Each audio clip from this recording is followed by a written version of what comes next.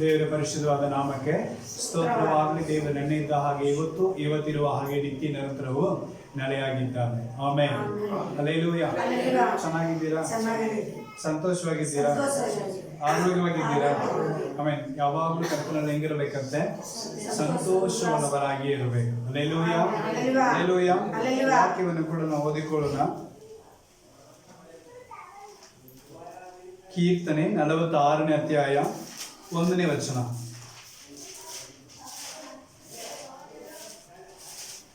ನಮ್ಮ ಆಶ್ರಯವು ಬಲವೂ ಆಗಿರುವ ದೇವರು ಇಕ್ಕಟ್ಟಿನಲ್ಲಿ ನಮಗೆ ವಿಶೇಷ ಸಹಾಯಕರು. ನಮ್ಮ ಆಶ್ರಯವು ಬಲವೂ ಆಗಿರುವಂತ ದೇವರು ಇಕ್ಕಟ್ಟಿನಲ್ಲಿ ನಮಗೆ ವಿಶೇಷ ಸಹಾಯಕನು ಆಗಿದ್ದಾನೆ. ಆಮೆನ್. ಹಲ್ಲೆಲೂಯಾ. ಬಲವೂ ಆಗಿರುವಂತ ದೇವರು, ನಮ್ಮ ಆಶ್ರಯವೂ ಆಗಿರುವಂತ ದೇವರು ನಮ್ಮ ಇಕ್ಕಟ್ಟಿನಲ್ಲಿ ವಿಶೇಷವಾದ ಸಹಾಯಕನಾಗಿದ್ದಾನೆ. ಹಲ್ಲೆಲೂಯಾ. ನಮ್ಮ ಬಲ ಯಾರಂದ್ರೆ ದೇವರು, ನಮ್ಮ ಆಶ್ರಯ ಯಾರಂದ್ರೆ ದೇವರು. ಹಲ್ಲೆಲೂಯಾ. ಅದಕ್ಕೆ ಈ ತಿಂಗಳಲ್ಲಿ ದೇವರು ನಮಗೆ ಕೊಟ್ಟಿರುವಂತ ವಾಗ್ದಾನ ಏನಂದ್ರೆ ಕೀರ್ತನೆ 55:22, ನಿಮ್ಮ ಎಲ್ಲಾ ಚಿಂತೆ ಭಾರಗಳನ್ನ ಯೆಹೋವನ ಮೇಲೆ ಹಾಕು, ಆಗ ಆತನು ಏನ್ ಮಾಡಿದ ನಿನ್ನನ್ನ ಉದ್ಧರಿಸುವನು, ನೀತಿವಂತನಿಂದ ಏನ್ ಮಾಡೋದಲ್ಲ, ಕದಲಗೊಳಿಸೋದೇ ಇಲ್ಲ. ಹಲ್ಲೆಲೂಯಾ. ನಮಗೆ ಇಕ್ಕಟ್ಟು ಬರುವಾಗ, ನಮಗೆ ಹಿಂಸೆ ಬರುವಾಗ, ನಮಗೆ ತೊಂದರೆ ಬರುವಾಗ ನಿಜವಾಗ್ಲೂ ದೇವರು ನಮಗೆ ಏನ್ ಮಾಡ್ತಾನ್ರಿ? ವಿಶೇಷವಾದ ಸಹಾಯಕನಾಗಿದ್ದಾನೆ. ಆಗ ನಮ್ಮ ಸಹಾಯವು ಯಾರ ಕಡೆ ಇರುತ್ತೆ? ಯಾರನ್ನ ಎದುರು ನೋಡುತ್ತೆ ಅಂದ್ರೆ ಮನುಷ್ಯರ ಕಡೆನೇ ಹೋಗುತ್ತೆ. ಆಮೇಲೆ ನಮ್ಮ ಸಹಾಯ ಯಾರ ಕಡೆ ಹೋಗುತ್ತೆ? ಮನುಷ್ಯನ ಕಡೆನೇ ಹೋಗುತ್ತೆ. ಆದ್ರೆ ನಮ್ಮ ಸಹಾಯ ಎಲ್ಲಿಂದ ಬರಬೇಕು? ದೇವರ ಕಡೆಯಿಂದ ಬರಬೇಕು. ಹಲ್ಲೆಲೂಯಾ. ಒಬ್ಬ ವ್ಯಕ್ತಿಗೆ ಸಹಾಯ ಎಲ್ಲಿಂದ ಬರ್ತಾ ಇದೆ? ನಾವು ಸಮ್ಟೈಮ್ಸ್ ಏನ್ ಮಾಡ್ತೀವಿ, ಇವ್ರ ಮಾತಲ್ಲ ಇದಕ್ಕೆ ಹೇಳ್ಬೇಕು, ಇದೆಲ್ಲ ಏನಂತ ತಿರಸ್ಕರಿಸ್ತೀವಿ. ದೇವರ ಮಾತುಗಳನ್ನ ಏನ್ ಮಾಡ್ತೀವಿ? ತಿರಸ್ಕರಿಸ್ತೀವಿ. ಇದೇ ರೀತಿಯಾಗಿ ಒಬ್ಬರು ತಿರಸ್ಕರಿಸಿದ, ಆದ್ರೆ ದೇವರು ಯಾವ ರೀತಿಯಾಗಿ ಅದ್ಭುತ ಮಾಡಿದಂತ ವಾಕ್ಯ ಓದಿಕೊಳ್ಳೋಣ. 2ನೇ ಅರಸುಗಳು 5ನೇ ಅಧ್ಯಾಯ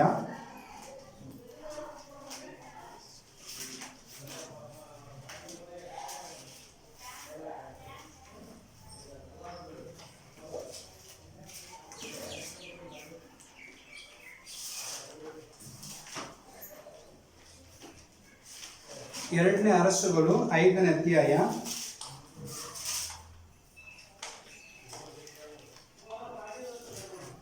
1ನೇ ವಚನ. ಅರಾಮ್ಯರ ಅರಸನಿಗೆ ನಾಮಾನೊಬ್ಬನು ಸೇನಾಧಿಪತಿ ಇದ್ದನು. ಯೆಹೋವನು ಇವನ ಮುಖ್ಯಾಂತರವಾಗಿ ಅರಾಮ್ಯರಿಗೆ ಜಯವನ್ನು ಅನುಗ್ರಹಿಸಿದ್ದರಿಂದ ಅರಸನು ಇವನನ್ನು ಮಹಾಪುರುಷನೆಂದು ಸನ್ಮಾನ ಯೋಗ್ಯನೆಂದು ಎಣಿಸುತ್ತಿದ್ದನು. ಆದರೆ ಪರಾಕ್ರಮಶಾಲಿಯಾದ ಇವನು ಕುಷ್ಠರೋಗಿಯಾಗಿದ್ದನು. ಆಮೆನ್. ಹಲ್ಲೆಲೂಯಾ. ಹಲ್ಲೆಲೂಯಾ. ಪರಾಕ್ರಮಶಾಲಿಯಾಗಿದ್ದಂತ ಇವನು ಹೆಂಗಿದ್ದವನು? ಕುಷ್ಠರೋಗಿಯಾಗಿದ್ದನು. ಆಮೆನ್. ಹಲ್ಲೆಲೂಯಾ. ಅವನು ದೊಡ್ಡ ಒಂದು ಬಲಶಾಲಿ, ಪರಾಕ್ರಮಶಾಲಿ. ಅವನಿಂದ ಆ ಒಂದು ದೇಶಕ್ಕೆ ಏನಾಗಿದೆ? ಜಯ ಬಂದಿದೆ. ಆಮೇಲೆ ಅವನಿಂದ ಏನಾಗಿದೆ? ದೇಶಕ್ಕೆ ಜಯ. ಯುದ್ಧದಲ್ಲಿ ಅವನಿಂದ ಬಲಿಷ್ಠನು ಪರಾಕ್ರಮಶಾಲಿ ಯಾರೂ ಇಲ್ಲ. ಅಂತ ದೊಡ್ಡ ಬಲಿಷ್ಠನು ಪರಾಕ್ರಮಶಾಲಿ, ಆದ್ರೆ ಅವನ ಒಂದು ರೋಗ ಇದೆ. ಆಮೇಲೆ ಎಂತ ಒಂದು ವ್ಯಕ್ತಿಯಾಗಿದ್ರು ಏನೋ ಒಂದು ಕೊರತೆ ಇರಲೇಬೇಕು. ಅದೇ ಮನುಷ್ಯ.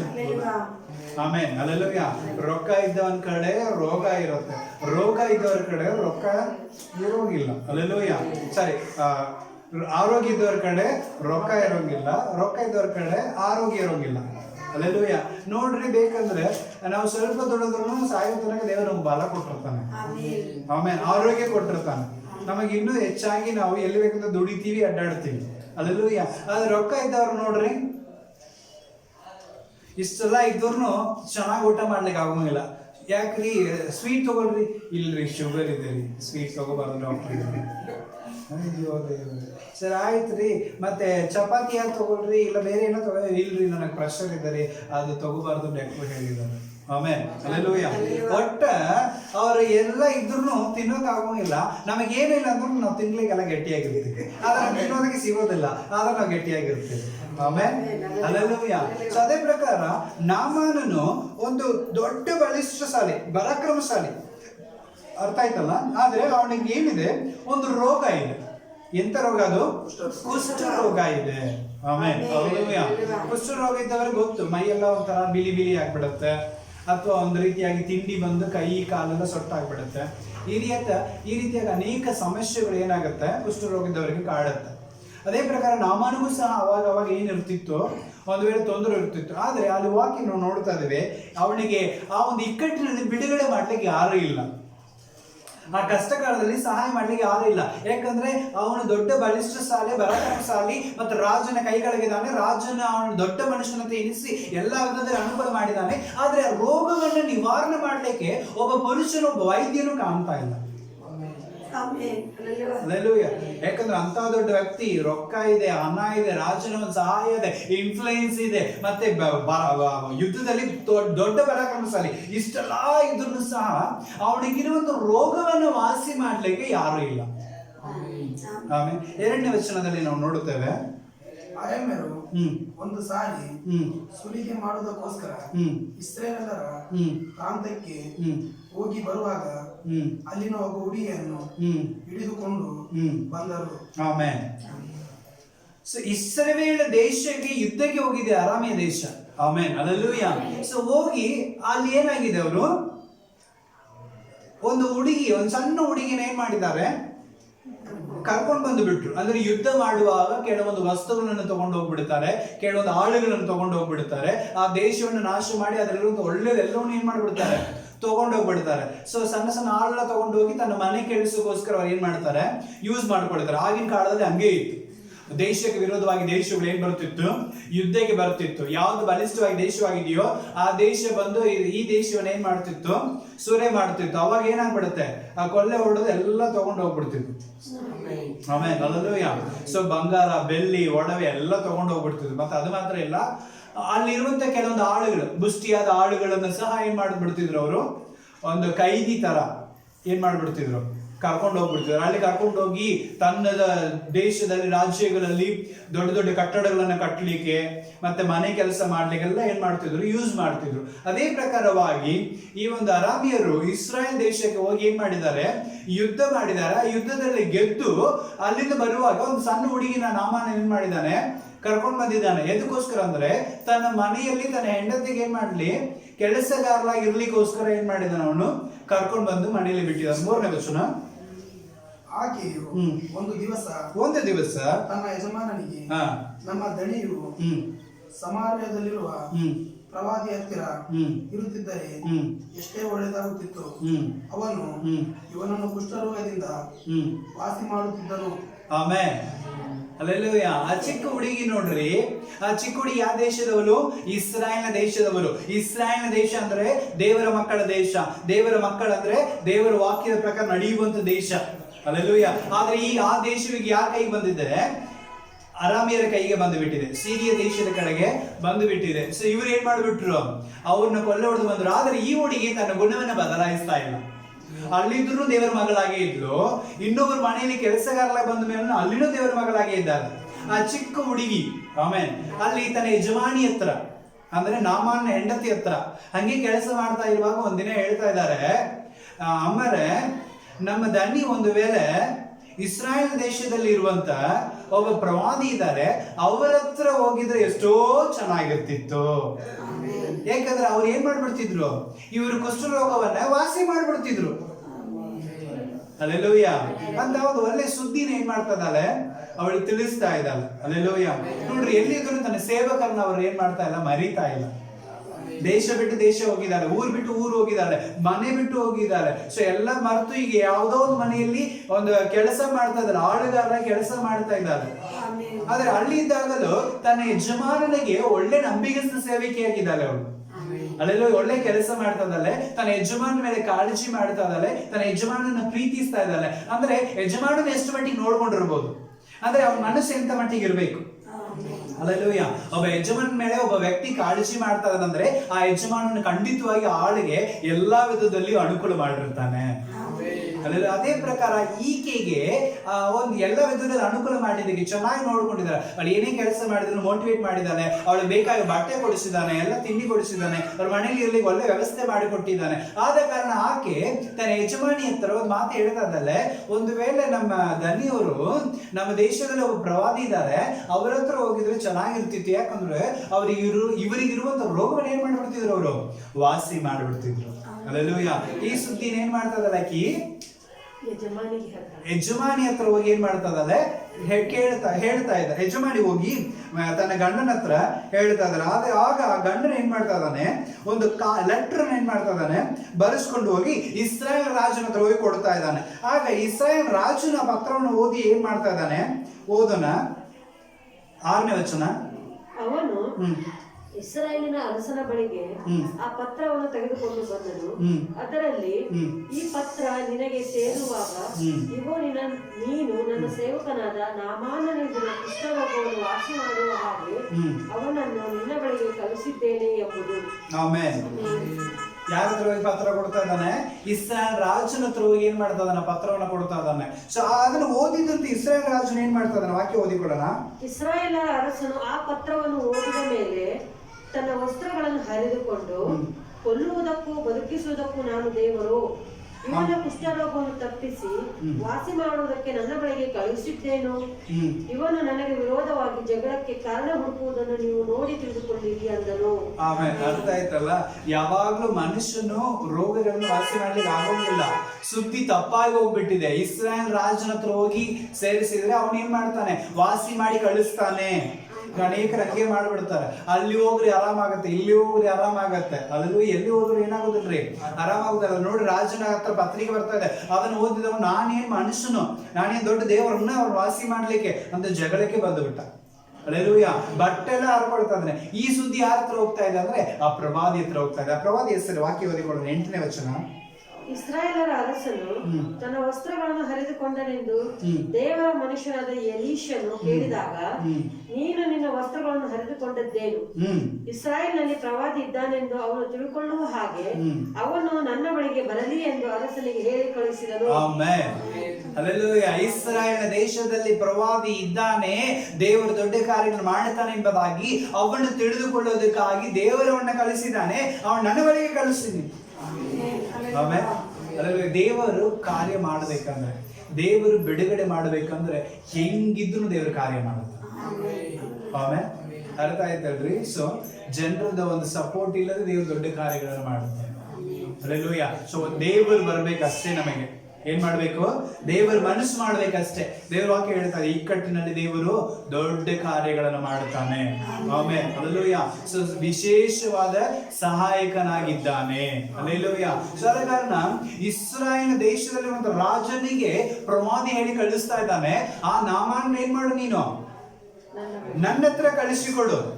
ಇಸ್ರಾಯೇಲ್ ದೇಶದಲ್ಲಿ ದೇವರಿದ್ದಾನೆ, ಪ್ರವಾದಿ ಒಬ್ಬನಿದ್ದಾನೆ ಎಂಬುದಾಗಿ ಅವನು ಅವನ ದೇಶದವರು ಅರಿತುಕೊಳ್ಳಲಿ. ಅಲ್ಲೆಲ್ಲೂಯ್ಯ. ಅವನು ಸಹ ಏನ್ ಮಾಡ್ತಾ ಇದ್ದಾನೆ, ಓ ಯಾರೋ ದೊಡ್ಡ ಪ್ರವಾದಿ ಇದ್ದಾನಪ್ಪ, ಅವನ ಹತ್ರ ಹೋಗೋಣ, ಅವನು ನಮಗೇನ್ ಮಾಡ್ತಾನೆ, ವಾಸಿ ಮಾಡ್ತಾನಂತ ಮುಂದೆ ಹೋಗ್ತಾ ಇದ್ದಾನೆ. ಹೆಂಗ್ ಹೋಗ್ತಾ ಇದ್ದಾನೆ, 9ನೇ ವಚನ. ಹಾಗೆ ನಾಮಾನನು ತನ್ನ ಕುದುರೆಗಳ ಸಂಗಡಲು ರಥದ ಸಂಗಡಲು ಬಂದು ಎಲೀಷನ ಮನೆಯ ಬಾಗಿಲ ಬಳಿಯಲ್ಲಿ ನಿಂತನು. ಎಲ್ಲಿ ಬಂದು ನಿಂತಿರ್ತಾನ್ರಿ, ಅವನು ದೇವರು ಅವನನ್ನ ಕರ್ಕೊಂಡು. ಆಮೇಲೆ ಅಲ್ಲೂಯ್ಯ. ಅರ್ಥ ಆಯ್ತಲ್ಲ? ಸೊ ಅವನು ಎಲೀಷನ ಮನೆ ಮುಂದೆ ಬಂದು ಏನ್ ಮಾಡಿದಾನ, ಅವನು ಹೆಂಗ ದೊಡ್ಡ ದೊಡ್ಡ ರಥ ತಗೊಂಡು ಕುದುರೆಗಳನ್ನು ತಗೊಂಡು ಏನ್ ಮಾಡಿದಾನೆ, ಎಲೀಷನ ಮನೆ ಮುಂದೆ ಬಂದು ನಿಂತಿದ್ದಾನೆ. ಅಲ್ಲೂಯ್ಯ. ಸೊ ಬಂದ ಯಾರಾದ್ರಿಗೆ ನಮ್ಮ ಮನೆಗೆ ಬಂದಿದ್ರಂದ್ರೆ ನಾವೇನ್ ಮಾಡ್ತೀವಿ, ಈಗ ನಮ್ಮ ಮನೆಗೆ ಯಾರ ಬಂದ್ರೆ ನಾವೇನ್ ಮಾಡ್ತೀವಿ, ಬರ್ರಿ ಒಳಗೆ ಬರ್ರಿ, ಕುಂದ್ರಿ, ಚಾ ಕೊಡ್ರಿ ಅಂತ ಏನಾದ್ರು ಏನ್ ಮಾಡ್ತೀವಿ, ಉಪಚಾರ ಮಾಡ್ತೀವಿ. ಆದ್ರೆ ಅಲ್ಲಿ ಏನ್ ನಡೀತಾ ಇದೆ 10ನೇ ವಚನದಲ್ಲಿ, ಆಗ ಎಲೀಷನು, ನೀನು ಹೋಗಿ ಯೋರ್ದೋನ್ನಲ್ಲಿ 7 ಸಾರಿ ಸ್ನಾನ ಮಾಡು, ಆಗ ನಿನ್ನ ಶರೀರವು ಮೊದಲಿನಂತೆ ಮಾರ್ಪಡುವುದು, ನೀನು ಶುದ್ಧನಾಗುವಿ ಎಂದು ಹೇಳಿ ಅವನ ಬಳಿಗೆ ಸೇವಕನನ್ನು ಕಳುಹಿಸಿದನು. ಆಮೇಲೆ ಏನ್ ನಡೀತಾ ಇದೆ, ಅವನ ಒಳಗೂ ಕರೀಲಿಲ್ಲ, ಅವನನ್ನ ಏನ್ ಮಾಡ್ಲಿಲ್ಲ, ಒಳಗೂ ಕರೀಲಿಲ್ಲ.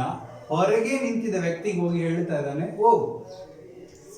ಎಲ್ಲಿ ಹೋಗು ನೀನು, ಯೋರ್ದಾನ್ ಅಂತ ಒಂದು ನದಿ ಇದೆ, ಆ ನದಿಗೆ ಏನ್ ಮಾಡು, ನೀನು ಹೋಗಿ 7 ಸಾರಿ ಏನ್ ಮಾಡು ನೀನಲ್ಲಿ ಸ್ನಾನ ಮಾಡು. 7 ಸಾರಿ ಅವನ ಏನ್ ಮಾಡು, ಸ್ನಾನ ಮಾಡು. ನೀರಿನಲ್ಲಿ ಮುಂಗಿ ಎದ್ದು ಬಾ, ಆಗ ನಿನ್ನ ರೋಗ ಏನಾಗತ್ತೆ, ವಾಸಿ ಆಗತ್ತೆ. ಆಮೇಲೆ ಅಲ್ಲೆಲ್ಲೂಯ್ಯ. ಅಂದ್ರೆ ಅವನ ತಲೆಯಲ್ಲಿ ಏನಿತ್ತು, ಏನೇನೋ ಇತ್ತು, ಆದ್ರೆ ಇಲ್ಲಿ ಬಂದ ಮೇಲೆ ಏನೇನೋ ನಡೀತಾ ಇದೆ. ಅದಕ್ಕೆ ಅವನು ಮತ್ತೆ ಕೋಪ ಬರ್ತಾ ಇದೆ. ವಾಕ್ಯ ಓದಿಕೊಳ್ಳೋಣ 11ನೇ ವಚನ. ಆಗ ನಾಮಾನನು ರೌದ್ರಗೊಂಡು ಹೊರಟು ಹೋಗಿ, ಕೋಪಗೊಂಡು ಹೊರಟೋಗ್ತಾ ಇದ್ದಾನೆ. ಇಗೋ, ಅವನು ನಿಶ್ಚಯವಾಗಿ ನನ್ನ ಬಳಿಗೆ ಹೊರಟು ಬಂದು ತನ್ನ ದೇವರಾದ ಕರ್ತನ ಹೆಸರನ್ನು ಕರೆದು ಆ ಸ್ಥಳದ ಮೇಲೆ ತನ್ನ ಕೈಯಾಡಿಸಿ ಕುಷ್ಠರೋಗವನ್ನು ವಾಸಿ ಮಾಡುವನೆಂದು ನಾನು ಯೋಚಿಸಿಕೊಂಡೆನು. ಆಮೇಲೆ ಅವನ ಯೋಚನೆ ಹೆಂಗಿತ್ರಿ, ಏನೋ ದೊಡ್ಡ ಪ್ರವಾದಿ ಅಂತೆ, ಇವನೇನೋ ಬರ್ತಾನೆ, ಯೇಸುವಿನ ಹೆಸರು ಹೇಳ್ತಾನೆ, ನನ್ನ ಮುಟ್ಟುತ್ತಾನೆ, ನನಗೆ ರೋಗ ವಾಸಿ ಆಗ್ಬಿಡುತ್ತೆ, ಅಥವಾ ಏನೋ ಹಚ್ತಾನೆ, ರೋಗ ವಾಸಿ ಆಗ್ಬಿಡುತ್ತೆ ಅಂತ ಎಲ್ಲೋ ವಿಚಾರ ಮಾಡ್ಕೊಂಡು ಬಂದಿದ್ದೆ. ಇವನ್ ನೋಡಿದ್ರೆ ಏನೇನೋ ಹೇಳಕತ್ತಾನ. ಆಮೇಲೆ ಮತ್ತೆ ಇನ್ನೊಂದು ದೊಡ್ಡ, ಯಾಕಂದ್ರೆ ನಮ್ಮೂರಿನಲ್ಲಿ ಏನ ನದಿನೇ ಇಲ್ಲ ಅಂದ, ನಮ್ಮೂರಿನಲ್ಲಿ ಯಾವ್ದು ನೀರೇ ಇಲ್ಲ ಅಂದೆ, ಇಲ್ಲೇ ಬಂದು ಜಳಕ ಮಾಡ್ಬೇಕಂದೆ ಅಂತ ಕೇಳ್ತಾರೆ. ಆಮೇಲೆ ಅಲ್ಲೆಲ್ಲ ಅರ್ಥ ಆಯ್ತಲ್ಲ ಬಿಡ್ರೆ, ಮನುಷ್ಯನ ಬುದ್ಧಿ ಯಾವಾಗ್ಲೂ ಚೀಪ್ ಮೆಂಟಾಲಿಟಿನೇ. ಅಲ್ಲೆಲ್ಲೂಯ್ಯ. ಯಾಕಂದ್ರೆ ದೇವರು ಹೇಳಿದಾನೆ, ನನ್ನ ಆಲೋಚನೆ ನಿಮ್ಮ ಆಲೋಚನೆ ಅಲ್ಲ, ನಿಮ್ಮ ಆಲೋಚನೆಗಳು ನನ್ನ ಆಲೋಚನೆಗಳಲ್ಲ. ನಾವು ಯೋಚನೆ ಮಾಡ್ಕೊಂಡು ಹೋಗೋದೇ ಬೇರೆ, ಅಲ್ಲಿ ನಡೀತಾ ಇರೋದೇ ಬೇರೆ. ದೇವರ ಆಲೋಚನೆ ಯಾವಾಗಲೂ ನಮ್ಗೆ ಒಳ್ಳೇದಾಗಿ ಇರುತ್ತೆ. ಅಲ್ಲೆಲ್ಲೂಯ್ಯ. ಸಿಟ್ಟು ಮಾಡ್ಕೊಂಡು ಹೊರಟು ಹೋಗ್ಬಿಟ್ಟ ಅವನು. ಆಮೇಲೆ ವಾಕ್ಯ ಹೇಳ್ತಾರೆ, ಕಂಟಿನ್ಯೂ ಮಾಡೋಣ.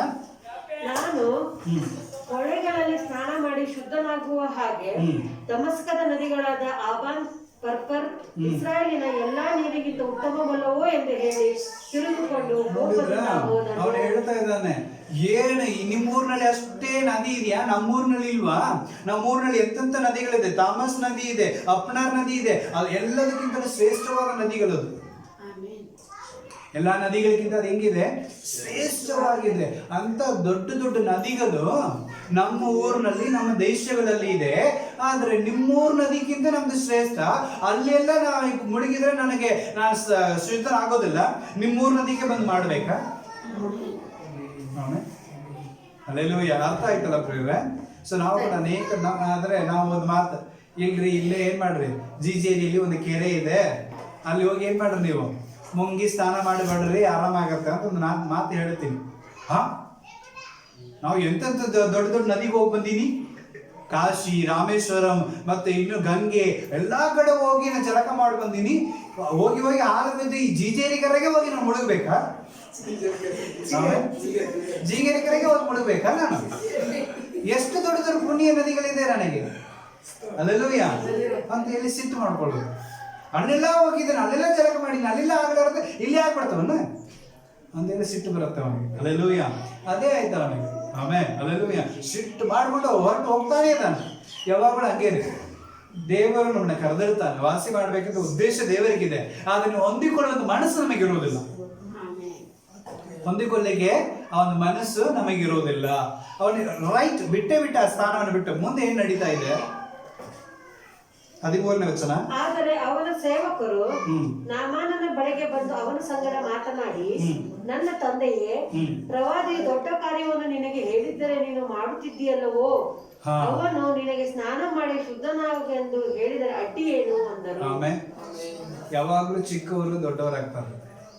ಚಿಕ್ಕವ್ರು ಏನಾಗ್ತಾರ್ರಿ, ಸಮ್ಟೈಮ್ಸ್ ದೊಡ್ಡವರಾಗ್ತಾರೆ. ದೊಡ್ಡವರು ಚಿಕ್ಕ ಮಕ್ಕಳಿಂದ ಕಡೆ ಆಗ್ತಾರೆ. ಅಲ್ಲೆಲ್ಲೂಯ್ಯ. ನಾಮಾನನ ವಾಕ್ಯದಲ್ಲಿ ಓದಿದ ಪ್ರಕಾರ ಅವ್ನು ದೊಡ್ಡ ಬಲಿಷ್ಠನು, ಪರಾಕ್ರಮಶಾಲಿ. ಅವನೇ ದೊಡ್ಡ ಮನುಷ್ಯನು ಅಂತ ದೇವರ ವಾಕ್ಯ ಇದೆ. ಆ ಆಶ್ರಯ ದೇಶದಲ್ಲಿ, ಸಿರಿ ದೇಶದಲ್ಲಿ ಅವನೇ ದೊಡ್ಡ ಶ್ರೇಷ್ಠನಾದ ದೊಡ್ಡ ವ್ಯಕ್ತಿ. ಆಮೇಲೆ ಅಲ್ಲೆಲ್ಲೂಯ್ಯ ಓದಿದ್ದಾನೆ. ಆದ್ರೆ ಈಗ ಎಲಿಶಾ ಮುಂದೆ ಅವ್ನು ಬರುವಾಗ ಅವನ ಮೆಂಟಾಲಿಟಿ ಏನಾಗ್ಬಿಡುತ್ತೋ, ಚಿಕ್ಕ ಮಕ್ಕಳಿಗಿಂತ ಕಡೆ ಆಗ್ಬಿಡುತ್ತೆ. ಅವನ ಕೋಪ ಅವನಂಗೆ ಮಾಡಿಸ್ಬಿಡು. ಮನುಷ್ಯನಿಗೆ ಏನಿರಬಾರ್ದು, ಕೋಪ ಬಂತಂದ್ರೆ ಅವನ ಸ್ಥಾನವನ್ನೇ ಅವನು ಕಳೆದುಕೊಳ್ಳುತ್ತೆ. ಅಲ್ಲೆಲ್ಲೂಯ್ಯ. ಕೋಪ ಮನುಷ್ಯನಿಗೆ ಯಾವಾಗಲೂ ಇರಬಾರ್ದು. ಅಲ್ಲೆಲ್ಲೂಯ್ಯ. ಯಾಕಂದ್ರೆ ಕೋಪದಿಂದಲೇ ಕಾಯಿನ್ ಆಬೇಲ್ ಏನ್ ಮಾಡಿದ, ಕೊಂದರು. ಕೋಪದಿಂದಲೇ ಯೋಸೇಫನನ್ನು ಏನ್ ಮಾಡಿದ್ರು, ಬೇರೆ ದೇಶಕ್ಕೆ ಮಾರಿದ್ರು. ಕೋಪದಿಂದಲೇ ಯಾಕೋಬನ ಏಸ ಊರ್ ಬಿಟ್ಟು ಓಡಿಸಿದ. ಕೋಪದಿಂದಲೇ ದಾವೀದನನ್ನ ಅವನ ಮಗ ಅಬ್ಸಲೋಮ ಕೊಲ್ಲಲಿಕ್ಕೆ ಪ್ರಯತ್ನ ಮಾಡಿದ. ಕೋಪದಿಂದಲೇ ಸೌಲು ದಾವೀದನ ಏನ್ ಮಾಡಿದ, ಈಟಿ ಹಿಡಿದು ಕೊಲ್ಲಲಿಕ್ಕೆ ಪ್ರಯತ್ನ ಮಾಡಿದ. ಹಲ್ಲೆಲೂಯಾ, ಅರ್ಥ ಆಗ್ತಾ ಇದೆ ಪ್ರಿಯರೇ? ಸೊ ಕೋಪದಿಂದಲೇ ಎಲ್ಲ ನಡೀತಿತ್ತು. ಆದರೆ ಕೋಪದಿಂದ ಪ್ರಾಣ ಭಯದಿಂದ ಹೆದರಿ ಓಡಿದವರನ್ನ ದೇವರು ಉಪಯೋಗಿಸಿದ್ರು. ಕೋಪ ಮಾಡಿಕೊಂಡಿದ್ದವರ ಪರಿಸ್ಥಿತಿ ಏನಾಯ್ತು, ಹಾಳಾಗಿ ಹೋಯ್ತು. ಆಮೇಲೆ ಹಲ್ಲೆಲೂಯಾ, ಅರ್ಥ ಆಗ್ತಾ ಇದಲ್ಲ? ಸೊ ಆದ ಕಾರಣ ನಮ್ಮ ಜೀವಿತದಲ್ಲಿ ಏನಿರಬಾರದು, ಕೋಪ ಇರಬಾರದು. ಹಲ್ಲೆಲೂಯಾ. ಸೊ ಅಂದ್ರೆ ಕೋಪದಿಂದ ತನ್ನ ಆಶೀರ್ವಾದವನ್ನು ಕಳೆದುಕೊಳ್ಳುತ್ತಾನ ಅವನು. ನಮ್ ದೇಶದಲ್ಲಿ ಯಾವ್ದು ನಡೀದಿಲ್ಲ, ನಮ್ ದೇಶದಲ್ಲಿ ನೀರಿಲ್ಲ, ಯಾಕೆ ಜಳಕ ಮಾಡ್ಲಿ ನೀರಿಲ್ಲ ಅಂತ ಈ ದೇಶ ಬಂದಿಲ್ಲ ಅಂತ ಎಷ್ಟು ಸಿಟ್ಟು ಅವನಿಗೆ. ಆಮೇಲೆ ಹಲ್ಲೆಲೂಯಾ, ಸಿಟ್ಟು ಮಾಡ್ಕೊಂಡು ರೈಟ್ ಬಿಟ್ಬಿಟ್ಟ ಚಟಕೊಂಡು ಹಲ್ಲೆಲೂಯಾ ಹೋಗ್ತಾ ಇದ್ದಾನೆ. ಆವಾಗ ಅವನ ಜೊತೆ ಹೋಗ್ತಾ ಇದ್ದ ಅವನ ಆಳುಗಾರ, ಕೆಲಸಗಾರ ಓಡಿ ಹೋಗಿ ದನಿ ದನಿ ದನಿ ನಿಂತರು. ಯಾಕೋ ಏನು ಇಲ್ಲ, ಒಂದು ವೇಳೆ ಆ ಪ್ರವಾದಿಯವರು ಏನೋ ದೊಡ್ಡ ಕಾರ್ಯ ಸಾಹಸ ಮಾಡೋದನ್ನ ಮಾಡ್ತಿದ್ದಾನೆ. ಆಮೇಲೆ ಹಲ್ಲೆಲೂಯಾ ಮಾಡ್ತಿದ್ದಾನೆ. ಮೊಣಕಾಲು ಹಾಕು, ಅಡ್ಡ ಬೀಳು, ಮತ್ತೆ ಏನೋ ಚಾಕು ತಗೊಂಡು ಹಾಕು, ಹಂಗ್ ಮಾಡ್ಬೇಕು ಹಿಂಗ್ ಮಾಡ್ಕೊಂಡ್ರೆ ನೀ ಮಾಡ್ತಿದ್ದಾನೆ. ಇನ್ನು ದೊಡ್ಡ ದೊಡ್ಡ ಕಾರ್ಯ ಮಾಡ್ಬೇಕಂತ ಹೇಳಿದ್ರೆ ನೀನ್ ರಕ್ತ ಸ್ವಲ್ಪ ಕೊಡೋದನ್ನು ಕೊಡ್ತಿದ್ದಾನೆ ನೀನು. ಹಲ್ಲೆಲೂಯಾ, ಕರೆಕ್ಟಾ? ಏನೋ ಒಂದು ಕೇಳುವಾಗ ಕೊಡ್ತೀವಿ ಅಂದ್ರೆ ಖಂಡಿತವಾಗಿ ಆರಾಮಾಗುತ್ತೆ, ನಂಬಿಕೆ ಕೊಡ್ತಿದ್ವಿ. ಆದ್ರೆ ಅಂತ ದೊಡ್ಡ ಸಾಹಸ ಮಾಡೋಂತ ಏನು ಹೇಳಿಲ್ಲ. ಆಫ್ಟರ್ ಆಲ್ ಏನ್ ಮಾಡು, ಹೋಗಿ ನದಿಯಲ್ಲಿ ಜಳಕ ಮಾಡಿ ಮಾತ್ರ ಅಷ್ಟೇ ಹೇಳಾಡ್ತಾನೆ. ಹಲ್ಲೆಲೂಯಾ, ಆ ಸಣ್ಣ ಕಾರ್ಯ, ಚಿಕ್ಕ ಕೆಲಸ ಮಾಡಿ ನೋಡಿದ್ರೆ ಏನಾಗತ್ತೆ, ನಾವು ಅದನ್ನೇ ಹೇಳ್ತೀವಿ. ಈ ಲೋಕದಲ್ಲಿ ಆಶೀರ್ವಾದಕ್ಕೋಸ್ಕರ ಎದ್ದು ಬಿದ್ದು ಓಡಾಡಿ ಉಳ್ಳಾಡಿ ರೊಕ್ಕ ಖರ್ಚು ಮಾಡಿ ಕಷ್ಟಪಟ್ಕೊಂಡು ಟೈಮ್ ವೇಸ್ಟ್ ಮಾಡಿಕೊಂಡು ಎಲ್ಲೆಲ್ಲ ಹೋಗ್ತಾ ಇರ್ತೀವಿ. ನನಗೆ ಆರಾಮಾಗಬೇಕು, ನನಗೆ ಶಾಂತಿ ಸಿಗಬೇಕಂತ. ಹಲ್ಲೆಲೂಯಾ. ಆದರೆ ದೇವರು ಹೇಳೋದು ಏನೂ ಇಲ್ಲ. ಪೂರ್ಣ ಮನಸ್ಸಿನಿಂದ, ಬುದ್ಧಿಯಿಂದ, ಆತ್ಮದಿಂದ ದೇವರ ಸಮ್ಮುಖದಲ್ಲಿ ನಿನ್ನನ್ನು ಒಪ್ಪಿಸಿಕೊಡು, ಆಗ ನಿನ್ನೆಲ್ಲ ರೋಗಗಳು ವಾಸಿಯಾಗುತ್ತೆ. ದೇವರು ಒಂದೇ ಮಾತು ಹೇಳಿದ್ದಾನೆ.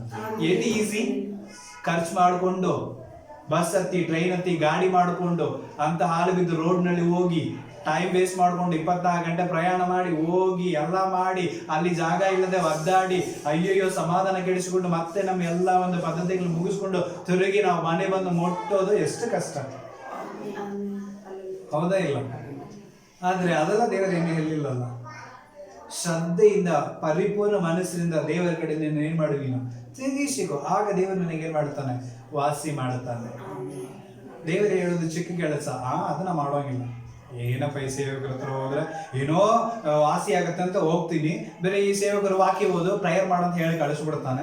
ನನಗೆಲ್ಲಿ ಏನೋ ಈ ಸೇವಕರು ನಂಬಿ ಬಂದು ಏನೋ ಅಂತ ಮಾಡ್ತಾರೆ, ನನಗೆ ಆರಾಮಾಗ್ಬಿಡುತ್ತೆ, ನಾನು ಬಿದ್ದೋಗ್ಬಿಡ್ತೀನಿ, ವಾಸಿ ಆಗ್ಬಿಡ್ತೀನಿ ಅಂತೆಲ್ಲ ನಾನು ನಂಬಿ ಬಂದಿದ್ದೆ. ಇವ್ರು ನನ್ನ ಮುಟ್ಟೋಕ್ಕೂ ಇಂಜರಿ ಮಾಡ್ತಾರೆ, ಮತ್ತೆ ವಾಕ್ಯ ಹೇಳ್ತಾರೆ, ಬೇರೆ ಪ್ರೇಯರ್ ಮಾಡಂತಾರೆ. ಇವ್ರ ಹತ್ರ ಹೋಗೋದ ವೇಸ್ಟ್ ಬಿಡು.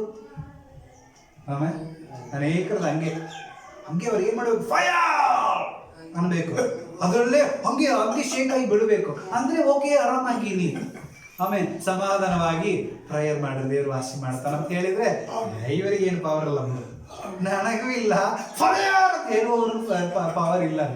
ಆಮೇಲೆ ಅದ್ರಲ್ಲಿ ಪವರ್ ಬರ್ಬೇಕಂದ್ರೆ ಎಲ್ಲಿಂದ ಬರ್ಬೇಕು, ಅಲ್ಲಿಂದ ಬರ್ಬೇಕು. Hallelujah, hallelujah. ಬಿತ್ತುವವನಿಂದಲ್ಲ, ನೀರ್ ಹಾಕುವವನಿಂದಿಲ್ಲ, ಬೆಲೆ ನೀಡುವ ದೇವರಿಂದಲೇ ಸಾಧ್ಯ. ಹಲ್ಲೆಲೂಯಾ. ಮುಟ್ಟುವರಿಂದ ವಾಸಿ ಆಗೋಂಗಿಲ್ಲ, ಬಿಡುವವರಿಂದ ವಾಸಿ ಆಗೋಂಗಿಲ್ಲ. ಎಲ್ಲರಿಗಿಂತ ಹೆಚ್ಚಾಗಿ ದೇವರು ಒಂದು ಕಾರ್ಯ ಮಾಡಿದ್ರೆ ಮಾತ್ರ ವಾಸಿ ಆಗೋದು. ಹಲ್ಲೆಲೂಯಾ. ಯಾಕಂದ್ರೆ ನಾವೇ ಹಂಗೆ ಬಂದಿದ್ದಾನೆ, ಏನೋ ಮಾಡ್ತಾನೆ, ಏನೋ ಮುಟ್ತಾನೆ, ಹೆಂಗೋ ಮಾಡ್ತಾನೆ, ನಾನು ವಾಸಿ ಆಗ್ಬಿಡ್ತೀನಿ ಅಂತ ಇಲ್ಲಿ ಬಂದಿದ್ದ ಅವನು. ಆದ್ರೆ ಅಲ್ಲಿ ಬಂದಾಗ ಮುಟ್ಲೂ ಇಲ್ಲ, ಕರೆ ಇರ್ಬೇಕಾದ್ರೆ ನೋಡ್ಲೂ ಇಲ್ಲ. ಒಂದೇ ಮಾತು, ಹೋಗಿ ಅವನಲ್ಲಿ ಜಳಕ ಮಾಡಿದ್ರಕ್ಕೆ ಅಷ್ಟೇ, ವಾಸಿ ಆಗ್ಬಿಡುತ್ತೆ. ಜಳಕ ಮಾಡಿ ವಾಸಿ ಆಯ್ತಂದ್ರೆ ಹಂಗೆ ಹೋಗ್ಬಿಡಕ್ಕೆ ಆಮೇಲೆ. ಹಲ್ಲೆಲೂಯಾ. ಆದ್ರೆ ಅವ್ರು ನಂಬೋಗಿಲ್ಲ ನಾವು, ಇವ್ರು ಏನು ಉಪಯೋಗ ಇಲ್ಲ ಬಿಡು, ಫಾಸ್ಟ್ ಅಂತ ಏನು ಮುಟ್ಟೋದೇ ಇಲ್ಲ, ಏನು ಮುಟ್ಟೋದು ಏನು ಪವರೇ ಇಲ್ಲಪ್ಪ, ಅವರು ಏನು ಪ್ರೇಯರ್ ಆ ಶಕ್ತಿನೇ ಇಲ್ಲ. ಬೇರೆ ಪಾಸ್ಟರ್ ಚಲೋ, ಅವರೇ ಚಲೋ, ಇವರೇ ಚಲೋ ಅಂತ ನಮ್ಮ ಮೈಂಡ್ ಎಲ್ಲೆಲ್ಲೋ ಹೋಗ್ಬಿಡುತ್ತೆ. ಆಮೇಲೆ ಹಲ್ಲೆಲೂಯಾ. ಅರ್ಥ ಆಗ್ತದೆ. ಆದ್ರೆ ಈ ರೀತಿಯಾಗಿದ್ದವನಿಗೆ ಚಿಕ್ಕ ಆಳು ಅವನು ಬಂದು ಏನ್ ಮಾಡ್ತಾನೆ, ಬುದ್ಧಿ ಹೇಳ್ತಾನೆ, ದೊಡ್ಡ ಕಾರ್ಯ ಮಾಡಂದ್ರೆ ಮಾಡ್ತಿದ್ದಾನೆ. ಆಮೇಲೆ ಆದ್ರೆ ಅವ್ರು ಹೇಳಿದೇನದು, ಚಿಕ್ಕ ಕಾರ್ಯ, ಹೋಗಿ ಅಲ್ಲಿ ನೀರಿನಲ್ಲಿ ಮುಳುಗಿ ಬರೋದು ಎಷ್ಟು ಮಾತ್ರಕ್ಕೆ ಮಾಡಿ ಬಂದ್ಬಿಟ್ರೆ ಏನು ಅಂತ ಬುದ್ಧಿ ಹೇಳ್ತಾನೆ. ಅವಾಗ ಅವನಿಗೆ ಅರಿವು ಬರ್ತಾ ಇದೆ. ಆಮೇಲೆ ಏನ್ ಮಾಡ್ತಾ ಇದ್ದಾನೆ 14ನೇ ವಚನದಲ್ಲಿ, ಆಗ ಅವನು ಇಳಿದು ಹೋಗಿ ದೇವರ ಮನುಷ್ಯನ ವಾಕ್ಯದ ಪ್ರಕಾರ ಯೋರ್ದೋನಿನಲ್ಲಿ 7 ಸಾರಿ ಮುಳುಗಿ ಯೋರ್ದೋನಿನಲ್ಲಿ 7 ಸಾರಿ ಏನ್ ಮಾಡ್ತಾ ಇದ್ದಾನೆ, ಮುಳುಗ್ತಾ ಇದ್ದಾನೆ. ಆಮೇಲೆ ಅಲ್ಲೆಲ್ಲೂಯ್ಯ. ಅರ್ಥ ಆಗ್ತಿಲ್ರಿ? 7 ಅನ್ನೋದು ಶ್ರೇಷ್ಠವಾದದ್ದು. ಆಮೇಲೆ 7 ಅನ್ನೋದು ಶ್ರೇಷ್ಠವಾಗಿದೆ. ವಾರದಲ್ಲಿ ಎಷ್ಟು ದಿನ ಇದೆ?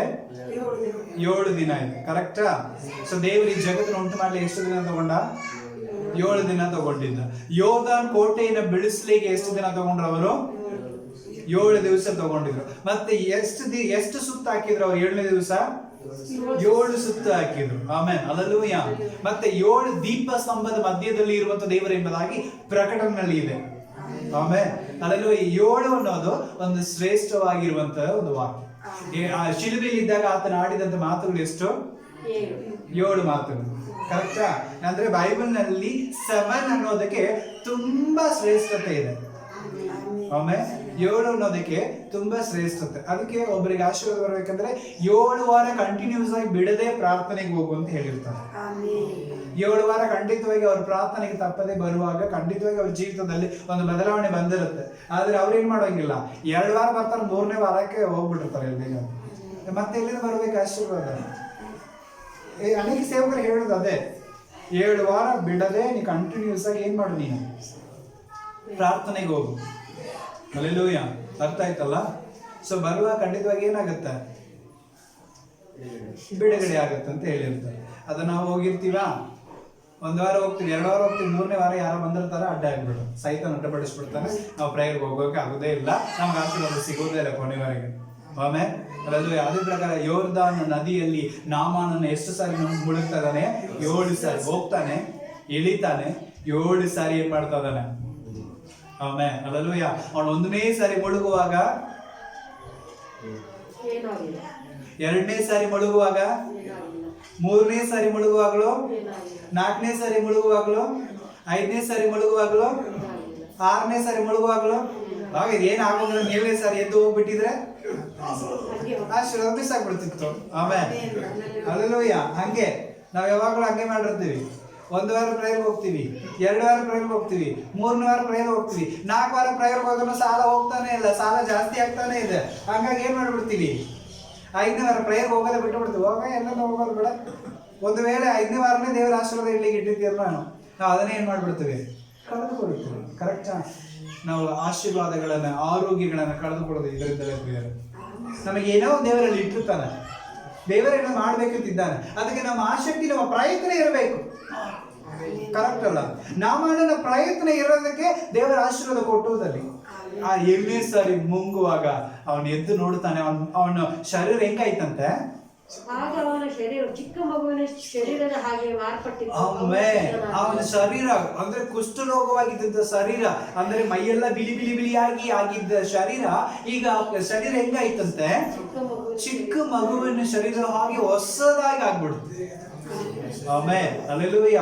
7ನೇ ಸಾರಿ ಹೇಳುವಾಗ ಕಂಪ್ಲೀಟ್ ಬಿಡುಗಡೆ. ಆಮೇಲೆ ನಮ್ಮ ಜೀವಿತದಲ್ಲಿ ದೇವರು ಇಕ್ಕಟ್ಟಿನ ವಿಶೇಷವಾದ ಸಹಾಯಕನಾಗಿದ್ದಾನೆ. ಅಲ್ಲೆಲ್ಲೂಯ್ಯ. ದೇವರು ನಮ್ಮ ಸಂಗಡ ಇರೋದಾದರೆ ನಮ್ಮ ದೊಡ್ಡ ಕಾರ್ಯವನ್ನು ದೇವರು ನಮ್ಮ ಜೀವಿತದಲ್ಲಿ ಮಾಡ್ತಾರೆ. ನಾವು ಮಾಡಬೇಕಾಗಿರೋದು ಒಂದೇ ಒಂದು, ದೇವರು ಏನು ಹೇಳ್ತಾನೋ ಅದನ್ನು ಮಾಡಬೇಕು. ನಾವು ದೇವರು ಹೇಳಿದ ನಾವು ಮಾಡೋಂಗಿಲ್ಲ ಅಂತ ಹೋದ್ರೆ ಆಶೀರ್ವಾದ ಬರೋದಿಲ್ಲ ಪ್ರಿಯ. ಅಲ್ಲೆಲ್ಲೂಯ್ಯ. ದೇವರು ಹೇಳಿದಾನೆ ಅಂತ ದೇವರು ಡೈರೆಕ್ಟ್ ಆಗಿ ಬಂದು ಯಾವಾಗಲೂ ಹೇಳೋದಿಲ್ಲ. ದೇವರು ತಮ್ಮ ಸೇವಕರುಗಳನ್ನ ಕಳಿಸಿ ಏನ್ ಮಾಡ್ತಾನೆ, ಮಾತಾಡಿಸುವಂತ ದೇವರಾಗಿದ್ದಾನೆ. ಅಲ್ಲೆಲೂಯ್ಯ.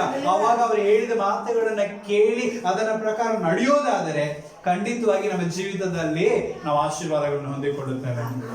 ಆಮೇಲೆ ಅಲ್ಲೆಲೂಯ್ಯ. ನೀವ್ ಏನ್ ಹೇಳೋದು, ನಾನು ಏನ್ ಕೇಳೋದು ಅಂತ ನಿಂತಿದ್ರೆ ಅದಕ್ಕೆ ನೀವೇ ಜವಾಬ್ದಾರಿ. ಅಲ್ಲೆಲೂಯ್ಯ. ಅರ್ಥ ಆಯ್ತಲ್ಲ? ಸೊ ಅದ್ರ ಪ್ರಕಾರ ಎಲಿಷಾ ಒಂದು ಮಾತು ಹೇಳಿದ, ಹೋಗು ಯೋರ್ದನ್ ನದಿಯಲ್ಲಿ ಹೋಗಿ ಮುಂಗಿ ಬಾ, ಶುದ್ಧನಾಗ್ತಿ. ಆಮೇಲೆ ಎಲಿಷಾ ನೋಡೇ ಇಲ್ಲ ಅವನನ್ನು. ನಾಮನ್ನ ಎಲಿಷಾ ಏನ್ ಮಾಡ್ಲಿಲ್ರಿ, ನೋಡೇ ಇಲ್ಲ, ಆದ್ರೆ ಸ್ವಸ್ಥತೆ ಆಯ್ತು. ಅರ್ಥ ಆಯ್ತಲ್ಲ? ಸೊ ಸೇವಕರು ಬರಬೇಕು, ಮುಟ್ಟಬೇಕು, ಕೆಳಗೆ ಬೀಳಬೇಕು, ಏನೂ ಇಲ್ಲ. ಅವರು ಎಲ್ಲಿ ನಿಂತುಕೊಂಡು ದೇವರ ಸಮ್ಮುಖದಲ್ಲಿ ಒಂದು ಮಾತಿನಲ್ಲಿ ಪ್ರಾರ್ಥನೆ ಮಾಡಿದ್ರೆ ಸಾಕು, ನಿನ್ನ ನಂಬಿಕೆ ನಿನ್ನ ಸ್ವಸ್ಥ ಮಾಡುತ್ತೆ. ಹಲ್ಲೆಲೂಯಾ. ಮಾತು ಹೇಳಿದಷ್ಟೇ ಎಲಿಷಾ ವಾಸಿ ಮಾಡುವಲ್ಲಿ ಪ್ರಯತ್ನ ಮಾಡಿದ್ಯಾರು, ನಾಮಾನ್. ಆಮೇಲೆ ಅಲ್ಲೆಲ್ಲೂ ಎಫರ್ಟ್ ಹಾಕ್ಬೇಕಾಗಿರೋದಲ್ಲ ಯಾರು, ನೀವುಗಳೇ ಹಾಕ್ಬೇಕು. ಹಲ್ಲೆಲೂಯಾ. ಇಕ್ಕಟ್ಟಿರೋದು ಯಾರಿಗೆ? ಸಮಸ್ಯೆಗಳಿರೋದು ಯಾರಿಗೆ? ಅಂದಮೇಲೆ ಪ್ರಯತ್ನ ಮಾಡಬೇಕಾಗಿರೋ ಯಾರು? ಆಮೇಲೆ ಹಲ್ಲೆಲೂಯಾ. ನಿಮಗೆ ಜಸ್ಟ್ ಒಂದು ಸಪೋರ್ಟರ್ ಆಗಿ ದೇವರ ಸಮ್ಮುಖದಲ್ಲಿ ಪ್ರಾರ್ಥನೆ ಮಾಡೋದು ಒಂದೇ ಸೇವಕರ ಕೆಲಸ. ಎಲೀಷಾ ಅಲ್ಲಿ ಕುತ್ಕೊಂಡು ಏನ್ ಮಾಡ್ತಿದ್ದ? ದೇವರ ಸಮ್ಮುಖದಲ್ಲಿ ಪ್ರಾರ್ಥನೆ ಮಾಡ್ತಿದ್ದ. ನಾಮಾನ್ ಈ ರೀತಿ ಹೋಗ್ತಾ ಇದ್ದಾನೆ, ಸ್ವಾಮಿ ನಾ ಒಂದು ಮಾತು ಹೇಳಿ ಕಳಿಸಿದ್ದೀನಿ. ಅವನು ನೀರಿನಲ್ಲಿ ಹೋಗಿ ಏನ್ ಮಾಡ್ತಾನೆ? ಮುಂಗುತ್ತಾನೆ. ಅವನು 7ನೇ ಸಾರಿ ಮುಂಗಿ ಹೇಳುವಾಗ ಅವನು ವಾಸಿಯಾಗಬೇಕು ಸ್ವಾಮಿ ಅಂತ ಹೇಳಿ ಅವನು ದೇವರ ಸಮ್ಮುಖದಲ್ಲಿ ಕುತ್ಕೊಂಡು ಎಲೀಷಾ ಏನ್ ಮಾಡ್ತಿರ್ತಿದ್ದ?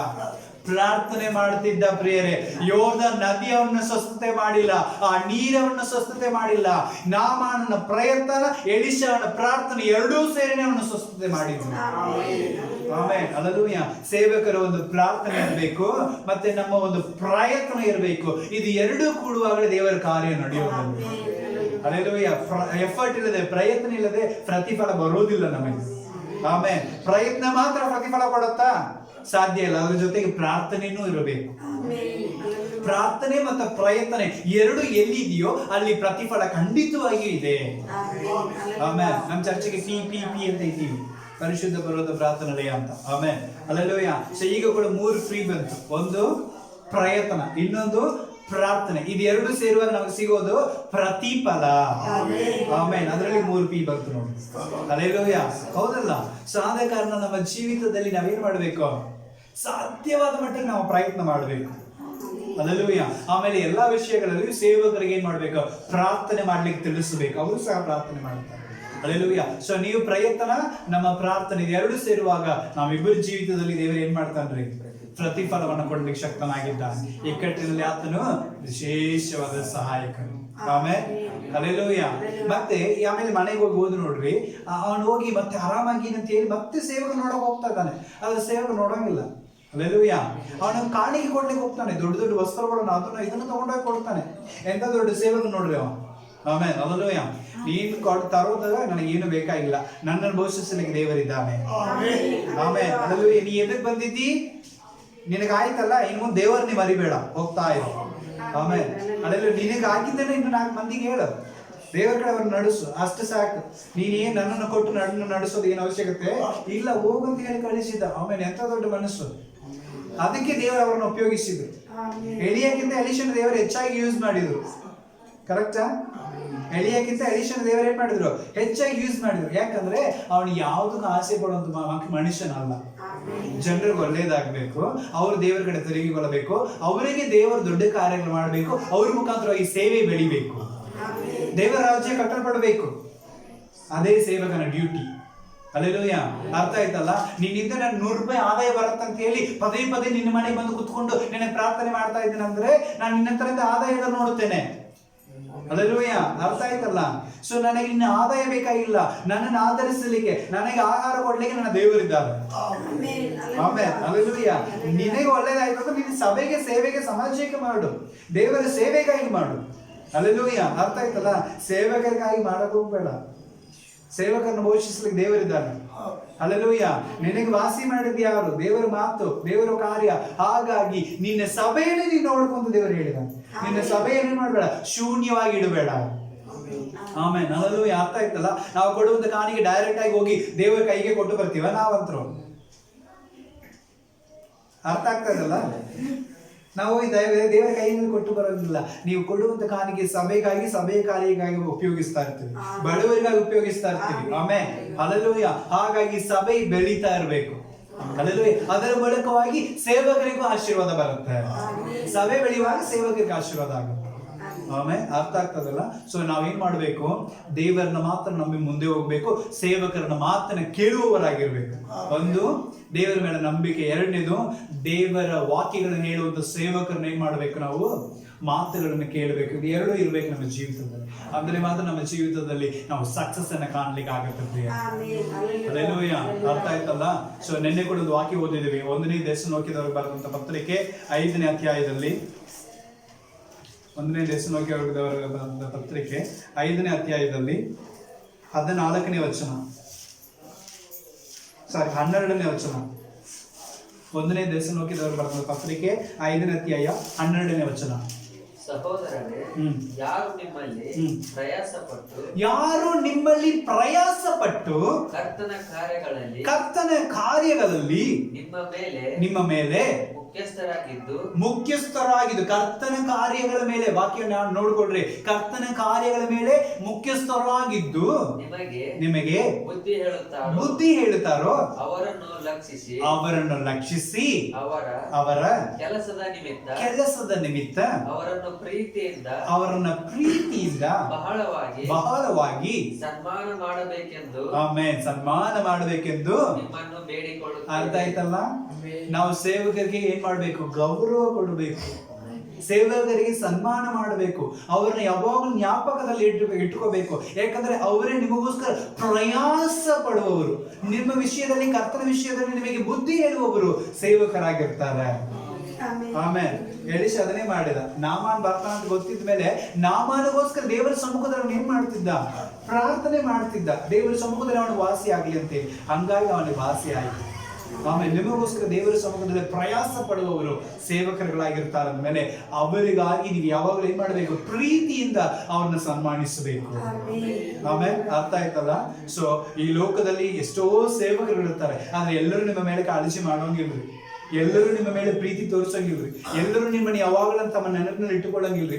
ನಿಮಗೋಸ್ಕರ ನಿಮ್ಮ ಮೇಲೆ ವಿಚಾರಣೆಗಾರನಾಗಿ ದೇವರು ಇಟ್ಟಿರ್ತಾರಲ್ಲ, ನಿಮ್ಮ ಸ್ಥಳೀಯ ಸೇವಕರು, ಅವರು ಮಾತ್ರ ಯಾವಾಗಲೂ ನಿಮಗೋಸ್ಕರ ದೇವರ ಸಮ್ಮುಖದಲ್ಲಿ ಪ್ರಾರ್ಥನೆ ಮಾಡುವರಾಗಿರ್ತಾರೆ, ಅವೈಲಬಿಲಿಟಿ ಆಗಿರ್ತಾರೆ, ಕರೆದಾಗ ಸಿಗ್ತಾರೆ. ಆಮೇಲೆ ಅರ್ಥ ಆಯ್ತಲ್ಲ.